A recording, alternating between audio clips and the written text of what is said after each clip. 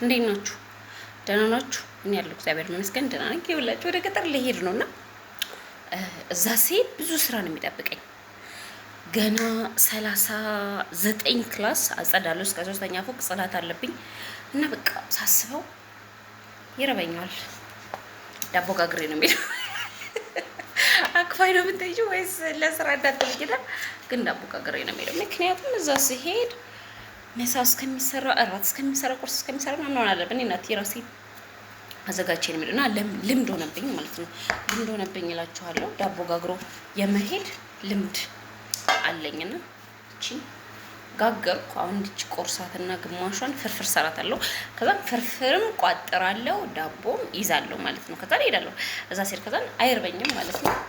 መንገድ ላይ ደግሞ መኪና ውስጥ ሆነን ይርበኛል። ታውቃላችሁ እኔ ልምድ አለኝ የመራብና መኪና ውስጥ ሆኜ ሲርበኝ ደግሞ የቋጠርኳትን ፍርፍር በላለሁ ማለት ነውና በቃ እንደዛ ነው የሚሄደው። ሁሌም በየአመቱ ስሄድ ዳቦ ይዤ ነው የሚሄደው። ዳቦ እንጀራ፣ እንደውም በአሁኑ እንጀራ መጋገር ደብሮ የሆነች በፊት እንጀራ ፈትፍቼ ደረቅ እንጀራ ይዤ ነበር የሚሄደው።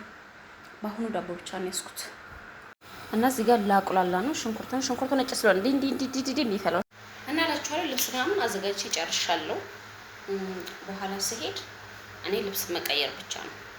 ምክንያቱም ይሄ ይሞቃል፣ ይሄም ይሞቃል። ስለዚህ መኪና ውስጥ ደግሞ የሞቃት እንዲያገኘ ስለማልፈልግ ስስ ቲሸርት ለብሳለሁ፣ ስስ ሱሪ ለብሳለሁ ማለት ነው። እና እንደዚህ ነው የሚሄደው። አሁን ዳቦችን እንቁረስ እስኪ ኖስኪ ዳቦ እንቁረስ ለእንትን ማለት ነው። ለምንድን ነው ለፍርፍር የዳቦ ፍርፍር አለ አትበሉ። አለ ዋናው ማመን ነው። አለ ብለን ካመንን ይኖራል ማለት ነው። በቃ አቤት ዳቦ፣ አቤት ማርታ፣ አቤት ሙያሽ እኮ የምር ሙያ እኮ እስከ ጥግ ነኝ የምር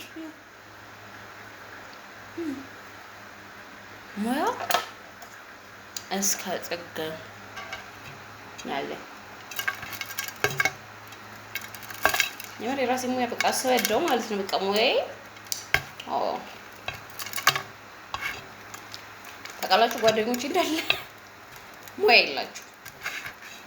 በጣም ነው የሚያሳዝነው። ያው ምን ታረጋላችሁ፣ ጓደኛ መቻቻል ነው አይደለ? አንዱ ሙያ የለውም። አሁን በቃ እንደዛ ናቸው። ግን ችያቸው ነው የምኖረው፣ ችያቸው አንድ ቤት ብንሆን ያው እንግዲህ እኔ ለራሴ ሰርቼ ይበላሉ፣ እሱ ጾማቸውን ያደርጋሉ ማለት ነው። ምክንያቱም እኔ አልሰራላቸው ምድር አለብኝ ለፈርፈር ማለት ነው። ትንሽ ተጨምርበት። ተባራሪ ሰው አይጠፋ። ምናልባት ማዳሚ ምናምን ተባራ እስኪ ማርታ ልቅመሰው ብትል ትጨርስብኛለች እና ፍርፍር ሰራ ማለት ነው።